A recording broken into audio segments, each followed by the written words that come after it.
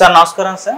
నమస్తే అండి. సార్ తాడేపల్లిలో ఉన్న వైసీపీ కార్యాలయాన్ని కూల్చివేయడం చూస్తున్నాం సార్. ఆ విజువల్స్ అన్నీ కూడా సోషల్ మీడియాలో వైరల్ అవుతున్నాయి. దీనికి కొన్ని రోజుల ముందు కూడా హైదరాబాద్లో ఉన్న జగన్ గారి ఆ ఇంటి ముందర గోడలన్నీ కూడా కూల్చేశారు. మళ్ళీ ఇప్పుడు విశాఖలో ఉన్న ఒక ఆఫీస్ కూడా నోటీసులు ఇచ్చారు, అది కూడా అక్రమంగా కట్టారని చెప్పి. ఈ విధంగా వైసీపీకి చెందిన ఆఫీసుల పైన దాడులు అయితే చూస్తున్నాం సార్. అంటే ఎందుకు దీన్ని జగన్మోహన్ రెడ్డి గారు ట్వీట్ చేశారు, అక్రమంగా ఈ విధంగా కూల్చేస్తున్నది ప్రతీకార దాడులు అని చెప్పేసి ఆయన చెప్పడం చూస్తున్నాం. మీరేం చెప్తారు సార్? అంటే అక్రమము అనేది అక్రమంగా కూల్చేస్తున్నారు అని ఎలిగేషన్ చేయడానికి ఆయనకు హక్కు ఉంది.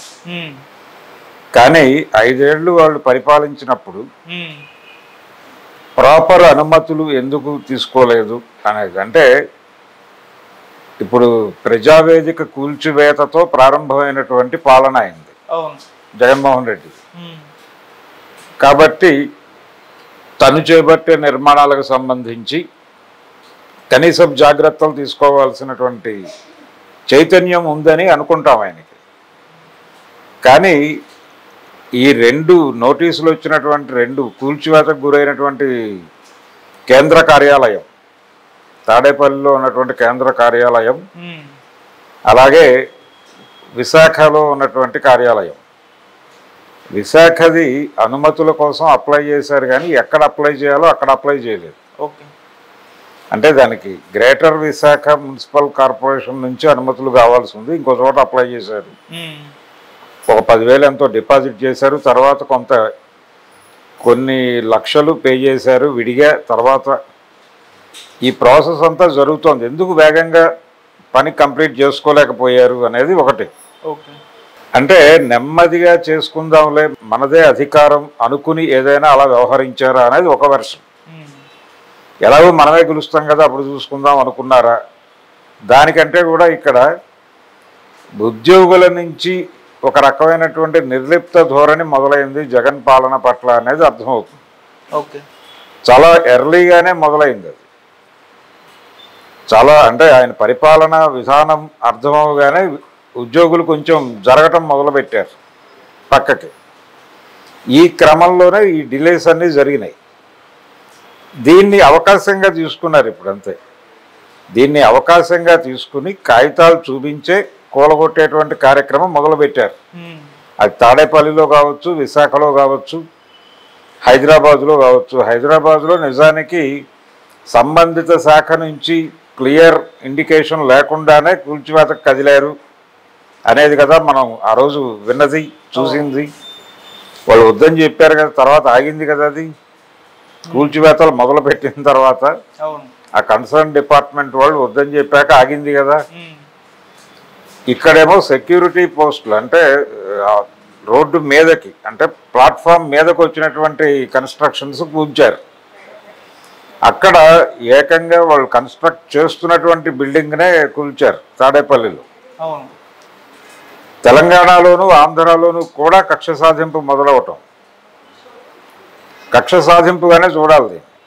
నోటీసులు ఇవ్వటం ఓకే, విశాఖపట్నంలో జరిగింది అదే. నోటీసులు తీసుకెళ్ళి అంటించి వచ్చారు, ఓకే. కానీ తాడేపల్లిలో కూల్చారు. కూల్చటం అంటే చాలా సందర్భాల్లో జరుగుతుంది. కక్ష సాధింపు అనేది మొదటి నుంచి భారత రాజకీయాల్లో ఉన్నదే, కొత్తగా వీళ్ళు పట్టుకొచ్చింది కాదు ఈ సంస్కృతి. కాంగ్రెస్ హయాంలో కూడా ఇలాంటి కక్ష సాధింపు చర్యలు ఉండేవి. దీనికి క్లాసిక్ ఎగ్జాంపుల్ ఏంటంటే, విజయవాడ నగరంలో 2 సినిమా హాళ్ళు ఉంటాయి పక్క పక్కనే. కళ్యాణ్ చక్రవర్తి అనే థియేటరు, తర్వాత రామా టాకీస్ అని చాలా పాపులర్ థియేటరు. ఆ 2 పక్క పక్కనే ఉంటాయి. రెండిటికి కలిపి ఒకే ప్రహరీ గోడ ఉండేది, అంటే ఒకే గోడ ఉండేది మధ్యలో. తొలి రోజుల్లో, కళ్యాణ్ చక్రవర్తి ప్రారంభమైన తొలి రోజుల్లో రామా టాకీస్ని ఆనుకునే ఉండేది. ఆనుకుని ఉన్నప్పటికీ థియేటర్ కొంచెం పక్కకు ఉండేది. థియేటర్ పక్కకుండి చాలా ఖాళీ ప్లేస్ ఉండేది. ఆ ఖాళీ ప్లేస్లో కళ్యాణ్ చక్రవర్తి థియేటర్ మేనేజరు లేకపోతే ఇతర సిబ్బంది వాళ్ళ, అది నందమూరి ఫ్యామిలీకి సంబంధించిన థియేటర్ కాబట్టి వాళ్ళు వచ్చినప్పుడు ఉండటానికి అలా ఒక గెస్ట్ హౌస్ టైప్లో ఒక నిర్మాణం ఉండేది. ఆ నిర్మాణం పక్కన ప్లేసు అంతా వాళ్ళు సినిమా థియేటర్కి వాడేవాళ్ళు. ఇది చాలా కాలం కొనసాగింది. ఎప్పుడైతే ఎన్టీ రామారావు గారు రాజకీయ ప్రవేశం చేస్తున్నాను అని ప్రకటించాడో అప్పుడు అధికారులు కళ్ళు తెరుచుకుని ఈ రామా టాకీస్కి కళ్యాణ చక్రవర్తి థియేటర్కి మధ్యలో ఒక సందు ఉంది మాస్టర్ ప్లాన్ ప్రకారం అని అప్పుడు గుర్తొచ్చింది. అప్పటి వరకు గుర్తు రాల. అప్పటికి దాదాపు 10 సంవత్సరాల పాటు అలాగే కొనసాగింది. అంతకుముందు అది మొత్తం ఏకముక్కగా ఖాళీ స్థలంగా ఉండేది. అక్కడ ఒక ఆయుర్వేద వైద్యశాల ఉండేది. జనాలు వచ్చేవారు. తర్వాత దాన్ని ఎన్టీఆర్ కొనుగోలు చేసి సినిమా హాల్ నిర్మాణం ఇలా జరిగింది. ఈ రోడ్డు ఉన్న సంగతి, అలాగే ఈ ప్రహరీ కూడా కొంచెం రోడ్డు మీదకు ఉంది అనేది కూడా అప్పుడే కనిపెట్టారు. ఈయన రాజకీయాల్లోకి వస్తున్నారని ప్రకటన ఇవ్వగానే అది కక్ష సాధింపే కదా. ఇమ్మీడియట్గా వచ్చి పగలగొడతాం అన్నారు వాళ్ళు. అంటే ఈయన ఏం చేశాడంటే నేనే పగలగొట్టుకుంటాను, నాకు 1 వీక్ టైం ఇవ్వండి అని చెప్పి ఆ బిల్డింగ్ తీసేసి ఆ రోడ్డు మేరకు వదిలేసి ఆ మెయిన్ గేట్ని కొంచెం వెనక్కి జరిపి కట్టి ఆ సమస్యను పరిష్కరించుకున్నారు. ఇప్పుడు ఆ థియేటర్ లెవెల్ అని పగలగొట్టేశారు. అక్కడ ఏదో కాంప్లెక్స్ వస్తుంది.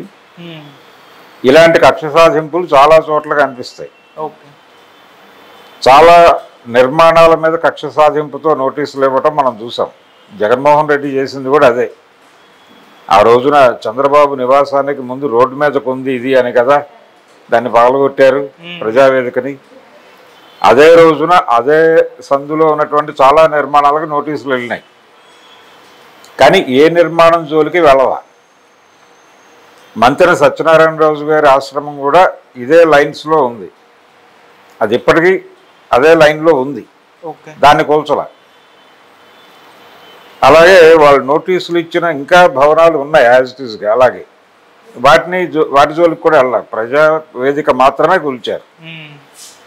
మిగిలిన వాటికి నోటీసులు ఇచ్చారు. వాళ్ళు ఏదో వాళ్ళ ఆర్గ్యుమెంట్ వాళ్ళు చెప్పుకున్నారు, అయిపోయింది. దానికి ఏదో జనరల్గా జరిగేది ఏంటంటే ఏదైనా కరెక్షన్ ఉంటే చేసుకుంటారు, లేకపోతే కనుక దానికి సంబంధించినటువంటి కాంపన్సేషన్ ఏదో పే చేసుకుంటారు, అయిపోతుంది. ఇది జరిగే ప్రొసీజర్. కానీ పార్టీ కార్యాలయాలకు సంబంధించి ఇలాంటి నిర్ణయం తీసుకోవటం అనేది ఆయన ప్రజావేదిక కూల్చాడు కాబట్టి మేము కేంద్ర కార్యాలయంలో కొన్ని వైలేషన్స్ ఉన్నాయనేది అర్థమవుతోంది. వాళ్ళు కాగితాలను దాటి నిర్మాణం జరిగింది కాబట్టి ఆ నిర్మాణం జరుగుతున్నటువంటి దాన్ని అడ్డుకుంటాం అని వెళ్ళి పగలగొట్టారు. వైజాగ్ నోటీసులు కూడా ఇదే ప్రాసెస్లో వచ్చినవే, ఈ క్రమంలో వచ్చిన నోటీసులే. కాకపోతే వాళ్ళు అంత సీరియస్గా ముందుకెళ్ళకుండా జస్ట్ నోటీసులు అంటించారు. ఎందుకంటే ఆల్రెడీ వీళ్ళు 20 lakhs దాకా పే చేసి ఉన్నారు అక్కడ. దానికి సమాధానం చెప్పుకోవాల్సి వస్తుంది అనే ఉద్దేశంతో నోటీసులు అంటించారు. అధికారుల కోఆపరేషన్ ప్రాపర్గా లేకపోవడము, అధికారులతో పార్టీకి సరైన సమన్వయం లేకపోవడం అనేది కనిపిస్తుంది. వైఎస్ఆర్సీపీ పర్టికులర్గా జగన్మోహన్ రెడ్డి గారి టోటల్ నడవడిక, ఆయన పరిపాలనా తీరు, ఆయన న్యాయశాఖతో ఎలా వ్యవహరించేవాడంటే వాళ్ళని పిలిచి అధికారులని కూర్చోబెట్టి ఈ అంశం మీద మనం ఒక జీవో ఇవ్వాలి అన్నా అనేవాడు. ఆయన అన్నా అని అంటాడు ఆయన ఎవరినైనా.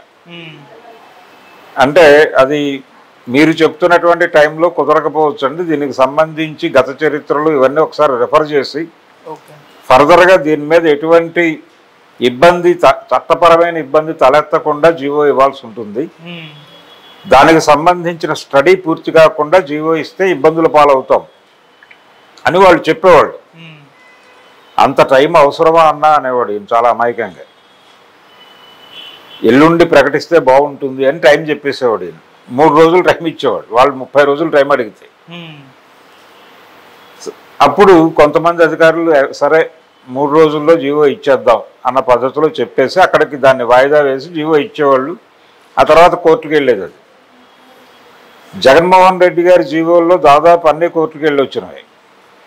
కారణం ఇదే, అధికారులతో సరైనటువంటి సమన్వయం లేకపోవడం, నేను చెప్పాను ఇది కాదా అనేటువంటి ధోరణి, మీరు వాంటెడ్గానే వాయిదాలు వేసే ప్రయత్నం చేస్తున్నారు అనేటువంటి అభియోగం వాళ్ళ మీద మోపేలాగా ఈయన ముఖ కవళికలు, ఈయన వ్యాఖ్యానం ఉండేది.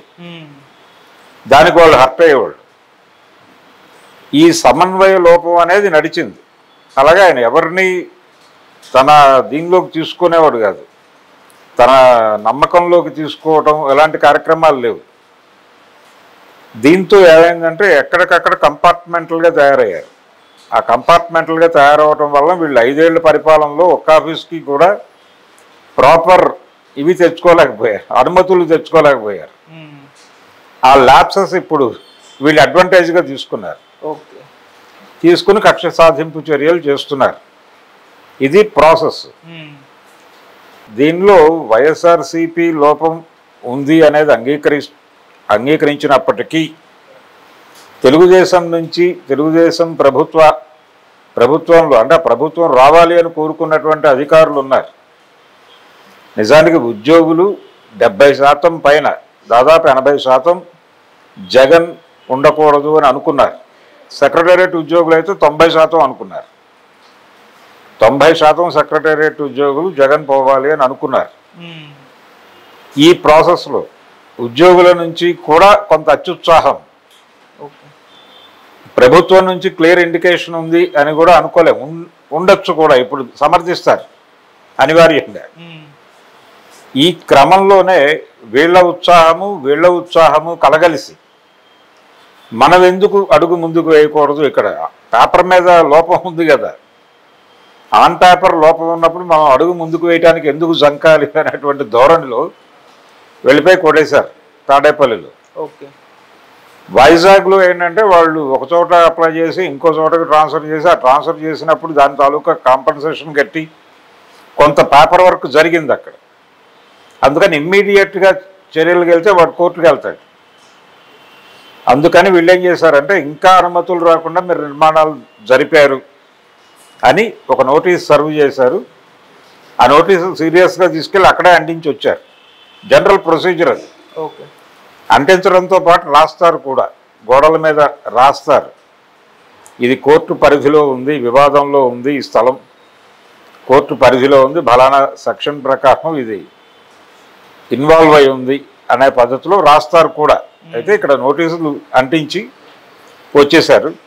అది కొంచెం సెన్సేషనల్గా మారింది ఇష్యూ. దీన్ని అడ్వాంటేజ్గా తీసుకుని జగన్మోహన్ రెడ్డి గారు ప్రజల దృష్టికి తీసుకెళ్లే ప్రయత్నం చేస్తున్నాడు. కక్ష సాధింపు మొదలైపోయింది. ఆల్రెడీ కూటమి గెలిచింది అనే వార్త వచ్చి ప్రమాణ స్వీకారం జరిగే నాటికే వైఎస్ఆర్సీపీ కార్యకర్తల మీద చాలా చోట్ల దాడులు జరిగినాయి. 2-3 చోట్ల వైసీపీ వాళ్ళు టీడీపీ వాళ్ళని కొట్టిన సంఘటనలు కూడా జరిగినాయి కర్నూలు జిల్లాలో. అక్కడ వరకే పరిమితం. అది మిగిలిన అన్ని చోట్ల కూడా వీళ్ళదే పైచేయి, వీళ్ళే కొట్టారు. కొట్టిన మాట వాస్తవం, గాయపడ్డ మాట వాస్తవం. ఆ మేరకు అంటే వాళ్ళకి వైపున ఒక ఆర్గ్యుమెంట్ ఉంది. మమ్మల్ని అణిచివేశారు, గన్నవరం తదితర ప్రాంతాల్లో మీరు ఆ రోజుల్లో చేసిన దాడుల పరిస్థితి ఏంటి అనేది ఒక ఆర్గ్యుమెంట్ ఉంది. అయినప్పటికీ ఒక ఆర్గ్యుమెంట్ ఉంది కాబట్టి దాడి చేయటం అనేది ప్రజాస్వామిక వాతావరణం అనిపించుకోదు. నువ్వు నీ చర్యని జస్టిఫై చేసే ఒక ఆర్గ్యుమెంట్ ఉంటే ఏం చేయడానికైనా నువ్వు సిద్ధపడుతున్నావంటే నువ్వు ప్రజాస్వామ్యాన్ని కాలరాయటం నీ ఉద్దేశం అని అనుకోవాల్సి వస్తుంది. ఇప్పుడు చంద్రబాబు గారు చేస్తున్నది అదే. వారు సైలెంట్గానే ఉంటారు, వారు మధ్య మధ్యలో ఇలాంటి పనులు చేయొద్దు అని కూడా చెప్తారు. పవన్ కళ్యాణ్ గారు కూడా అదే చెప్తారు.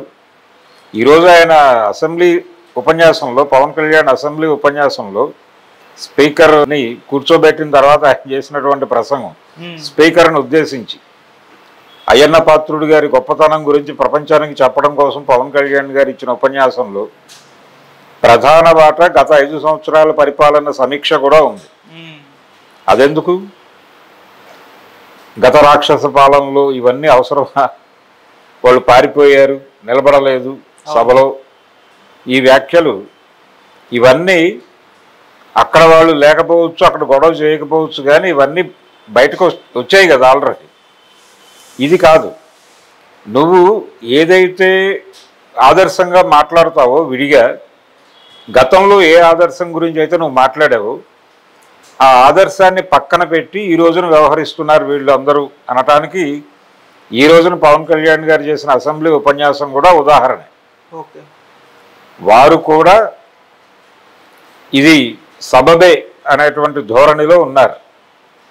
సో ఇది పూర్తి స్థాయిలో ప్రభుత్వం వైపు నుంచి జరుగుతున్న ఒక వెసులుబాటు, ఒక కన్వీనియన్స్ చూసుకుని అవతల పార్టీ మీద దాడి చేసే ప్రోగ్రామే. అంటే మీరు అధికారంలో ఉంటే మమ్మల్ని కూల్చారు కాబట్టి మేము అధికారంలో ఉండగా మీ నిర్మాణాలు కూలుస్తాం, మీరు అధికారంలో ఉండగా మా వాళ్ళని అరెస్ట్ చేశారు కాబట్టి మేము కూడా కేసులు కడతాం, మేము కూడా మిమ్మల్ని అరెస్టులు చేస్తాం, మిమ్మల్ని జైలుకి పంపిస్తాం అన్న ధోరణికి వచ్చేశారు. ఇది వస్తుంది అని అనుకున్నదే.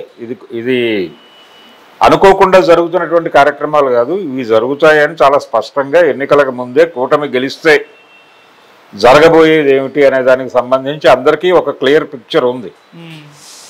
ఆ నోటీసులు ఇచ్చిన వాళ్ళలో నారా లోకేష్ గారు ఉన్నారు. ఆయన రెడ్ బుక్ సినిమా ఉంది, రెడ్ బుక్ ప్రవచనాలు ఉన్నాయి.